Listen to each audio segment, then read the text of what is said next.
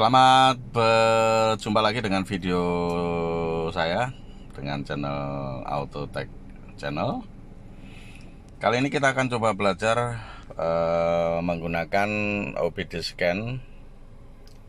Ini adalah tipe paling murah yang dijual di pasaran. Ya, ini modelnya adalah ELM327. Alat ini berfungsi sebagai diagnosis apabila pada kendaraan terjadi gangguan pada sistem atau pada sensor. Ya, alat ini nantinya seperti biasa dia mempunyai 16 pin, di mana 16 pin ini nanti akan dihubungkan ke dalam data link connector yang ada di bawah kemudi ya. Nah, tepatnya ada di sini di bawah kemudi sana. Ya, ini 16 pin konektor, dimana alat ini nanti kita akan memanfaatkan ponsel untuk melihat current data atau apa saja yang ada di dalam ECU mobil. Ya, jadi bantuannya kita akan memanfaatkan smartphone. Ya, ini smartphone-nya. Ya, kita pakai smartphone. Ya. Nah, sebelum kita menggunakan alat ini, kita harus install dulu aplikasinya. Jadi di aplikasi atau App Store banyak sekali aplikasi yang bisa kita pakai. Ini salah satu diantaranya. Ya, ini ada banyak sekali aplikasi yang bisa Anda download di dalam handphonenya. Dan ELM327 ini support untuk semua aplikasi yang sifatnya bisa berkomunikasi dengan atau interface antara ECU mobil dengan smartphone. Ya, jadi kita install salah satu, misalnya car scanner ELM OBD2. Nah, untuk menggunakan aplikasi yang sudah kita download atau kita install di handphone kita, ini car scanner. Selanjutnya adalah kita menghidupkan Bluetooth ya, Bluetoothnya kita hidupkan. Ya, karena alat ini atau ELM327 ini ininya dengan koneksi dengan itunya dengan Bluetooth ya, untuk ECU dengan menghubungkan ke smartphone kita. Kita cari dulu perangkat yang tersedia ya, Bluetoothnya. Nah, ini tadi ELM327 sudah kita pasang pada kendaraan. Nah, ini kita lihat ada OBD2 ya, OBD2 kita hubungkan.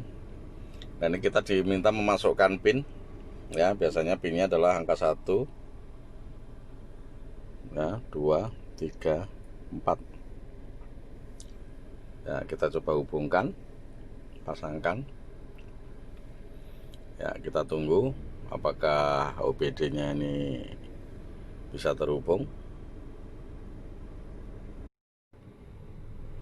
Nah, setelah berhasil menginstal, nanti akan muncul seperti ini ya, seperti ini. Kita lihat ya, kita pencet release. Nah, di sini kita tinggal menghubungkan dengan cara memencet connect ya. Ya, dengan hubungannya menggunakan Bluetooth ya, menggunakan Bluetooth. Kemudian kita pencet next. Nah, setelah aplikasi terinstall pada handphone kita, kita lihat ini ada menunya, ada dashboard, live data, all sensor, diagnostik, trouble code, freeze frame, notification, dan lain-lain. Ini kita lihat warnanya masih hitam ya, warnanya masih hitam. Nah, kemudian di bagian bawah ada connect, berarti kita harus menghubungkan antara handphone ini dengan ECU. Nah, sambil ditunggu, sambil si ECU berkomunikasi dengan handphone kita atau smartphone. Nah, kalau sudah ada warnanya berubah menjadi biru seperti ini, kita lihat ya, ini berarti sudah handphone yang kita install tadi sudah siap digunakan untuk melihat data apa saja yang ada pada ECU atau kinerja mesin. Sekarang kita coba satu persatu, coba ya, kita pencet, kita coba melihat dashboard ya. Nah, di dashboard ini yang pertama muncul itu adalah engine RPM. Di sini ditunjukkan baik itu analog jarum maupun digitalnya 740 sampai, kalau kita gas atau akselerasi dia akan naik. Nah, sampai 2000. Ya, misalnya 2000. Ya, turun ke 1000 dan seterusnya. Di bagian bawah ini ada menunjukkan, karena mesin baru saja dinyalakan, suhu air, temperatur suhu air pendinginnya adalah 90 derajat kurang sedikit atau 89. Nah, baik, kita akan coba melihat menu yang lain. Kita mundurkan lagi. Nah, kita mundurkan lagi. Kita coba lihat yang lain dengan memencet back. Nah, kita lihat for live datanya. Ya, live data. Nah, di dalam live data ini adalah kita akan melihat RPM dan sebagainya. Nah, di sini ada beberapa pilihan. Ya, ada beberapa pilihan yang masih off. Ini bisa kita on kan. Tapi karena kita memakai versi yang free, maka tidak bisa semuanya kita on. Kita lihat satu persatu saja. Ya, kita coba lihat RPM engine tadi sudah. Kemudian kita bisa lihat untuk tekanan map sensor ya, manifold absolute pressure sensor. Kita coba lihat. Nah, seperti ini. Dia berupa grafik-grafik yang ditampilkan di smartphone kita. Di sini map sensor menunjukkan tekanan 28 kilopascal.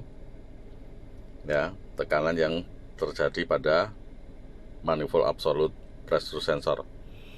Kemudian kita juga bisa melihat yang lain. Kita kembalikan ke belakang. Misalnya kita mau melihat intake air temperatur atau dan throttle position sensor. Coba kalau kita lihat dua bisa nggak? Baik, nah ini kita lihat di layar ya, ada warna hijau dan merah.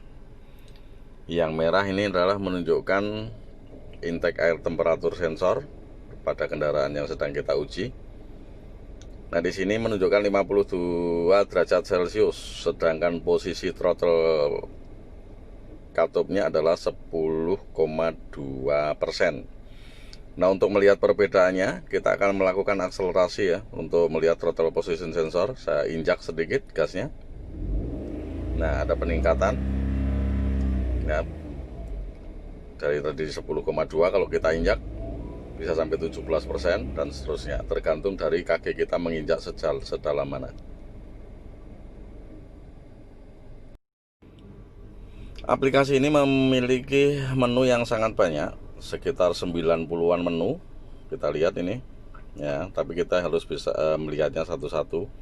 Jadi apa-apa saja yang ada di dalam ECU akan terhubung ke dalam smartphone ini.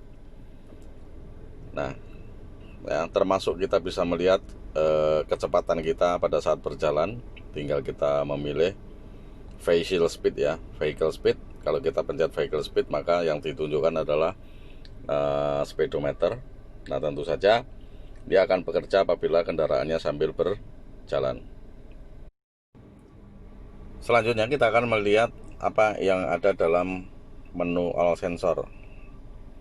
Nah, ternyata di dalam all sensor ini ya, menunjukkan satu OBD modul voltage atau tegangan pada modul OBD nya adalah 14,4 volt karena mesinnya hidup.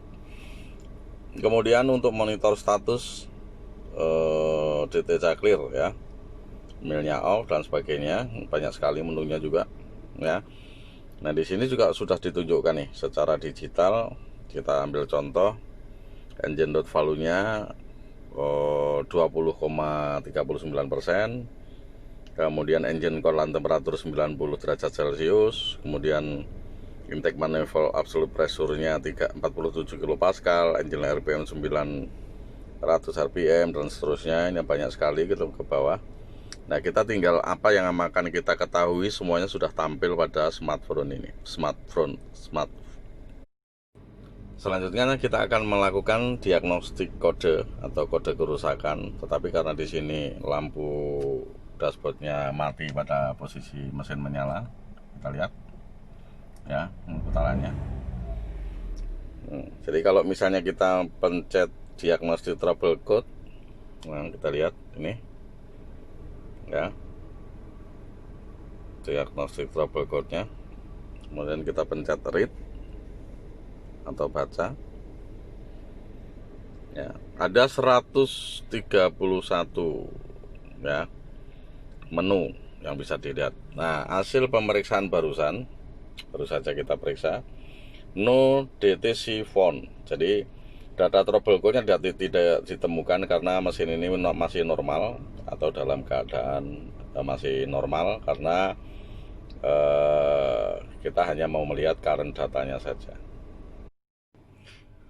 Nah untuk menu-menu yang lain itu kita perlu juga memerlukan alat bantuan, misalnya ada emission test, data recording, statistik bahan bakar, upgrade. Nah, kalau misalnya fungsinya akan bekerja secara sepenuhnya, rekan-rekan bisa mengupgrade scanner ini menjadi yang pro, tentu saja berbayar, nanti menunya akan lebih lengkap lagi. Baik, itu yang bisa kita jelaskan di sini. Jadi kita memanfaatkan smartphone yang kita punya untuk membantu melihat kerusakan pada kendaraan yang menggunakan sistem electronic fuel injection. Jadi alat yang kita pakai sangat murah dan tersedia banyak dipasarkan secara online. Jadi harganya di bawah 100.000 sudah bisa mendeteksi berbagai macam kendaraan. Demikian video singkat dari kita, Autotech Channel, bersama saya. Mudah-mudahan bermanfaat dan selamat belajar untuk rekan-rekan semua. Apabila ada kritik dan saran, silahkan komen dan jangan lupa like dan subscribe di bawah. Terima kasih, sampai jumpa ke episode selanjutnya. Dadah.